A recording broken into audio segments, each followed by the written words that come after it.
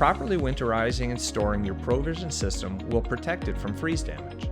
It is very important to make sure that all water is drained to avoid potential cracks that can affect your system's performance.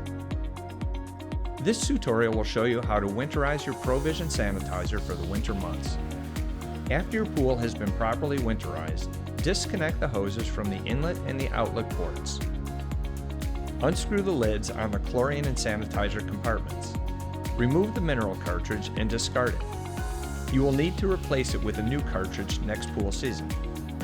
Now remove the V-pack. You can save any remaining chlorine in the blue tube by allowing it to fully dry and then storing it in a watertight container.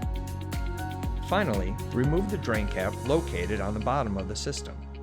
Tilt the unit until all of the water is fully drained. Take a cloth and wipe down all the components to ensure that all the water has been cleared. Store your ProVision in a dry location, protected from the elements. If you have any questions, please reach out to your nearest Great Escape. We are always happy to help.